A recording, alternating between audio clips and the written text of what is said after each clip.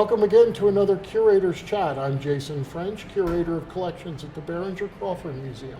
Today I'm here with a local celebrity, maybe, Kareem Simpson, and he is, you've grown up here in Northern Kentucky, correct? Yeah, I did grow up here in Northern Kentucky. My family's been in and around this area since the turn of the 20th century, so around 1905.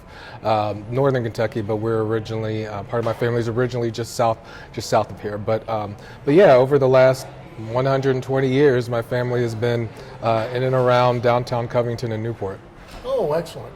So your experiences, I mean, you went to school here, and you've had a lot of experiences. Now you're trying to give back to the community. Is that correct? Yeah, definitely. I think one of the things about me and my family is that we're big on giving back, and I know just with my immediate family, and I know with my mother that was always a big thing. And so we were put on this earth to do good things, and those that have helped us along the way, we pay them back by helping others behind us. Excellent. Now, you've worked with us in times past, talking a little bit about the history of Northern Kentucky, is correct. When did you get interested in Northern Kentucky history and some of these stories that you've told? So I am kind of a closet historian. I'm kind of a geek out at that a little bit. I don't think that I got really into history until I watched the movie Beloved with Oprah Winfrey, and I saw this amazing story about a woman that was living with the ghost of her past, who was a former slave. And I was watching the movie, and I said, well, wait a minute, that's the skyline of Cincinnati in the background. Is this woman from Cincinnati? And then it just kind of spiraled from there. And I learned the story about Margaret Garner, the true story, that she's actually a Northern Kentucky native. And then that just kind of opened my eyes up to a lot of different things in Northern Kentucky.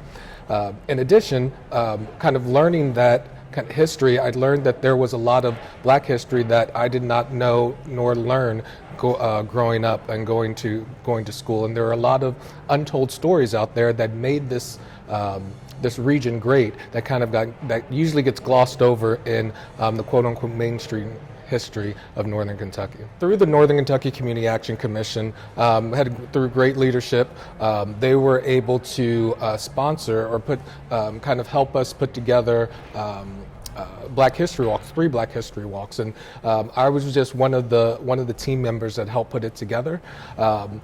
Through that, so we've had 2 in Covington and 1 in Newport, and one of the stories that came out of that, I mean, there's several different stories. We had probably 12 or 13 stops at each one of those. The one that's nearest and dearest to my heart, actually, or one of them, is the story that kind of gets left out in the story of Newport, that we kind of hear about. There's the mobsters, and they're the kind of Italian ran mobsters, but they kind of glean over the fact that those mobsters had a large influence or kind of still on the backs of African American mobs, and there were actually a number of African American mobsters in and around Newport that went toe to toe with those Italian mobsters.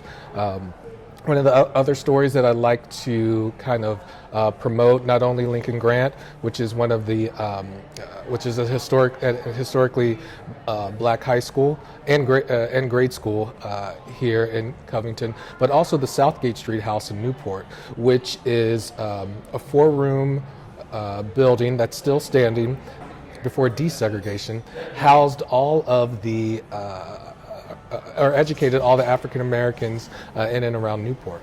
And so just imagine it. I remember walking through, and I'm from Newport, so my family, again, since 1905-ish, lived on Saratoga Street, which is right down the street. So I walked into that building, and the first time I walked into that building, I got chills, because you could see on the steps how they were worn by the so many people that have walked up and down those steps. And I just think of my family members who were educated before desegregation, that they had to go through this. I saw my uncle, who's in his 60s, early 60s, remembers getting his haircut in the basement of that building with one bald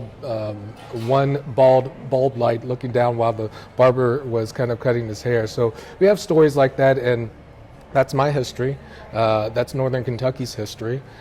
It's not just Black history; it's the region's history, and I think that's something that's kind of glossed over sometimes. Now, you're also you're a businessman, correct? I do kind of dabble in business. I own Sparklight Creative Group, which is a small personal and professional development company targeting veterans, minorities, and entrepreneurs, just helping them get to the next level of success. So what I do, I assist with fund development, business planning, business development, social media marketing, website design, those things that help those small entrepreneurs get to the next level of success, but they may not have the initial capital to do that at the time. So I just try to kind of lift them up a little bit. I do work at the Northern Kentucky Community Action Commission, where I'm the director of their fatherhood program. I also sit as a planning commissioner on the Kenton County Planning Commission, and recently I was elected to the Covington Independent School Board, so I'm working with that. I have a couple of other things. I sit on the board of the Community Restorative Justice Covington as well, so I kind of stay busy, but it doesn't seem to be work. When you do things that you would volunteer for or that makes you happy, it doesn't seem like work.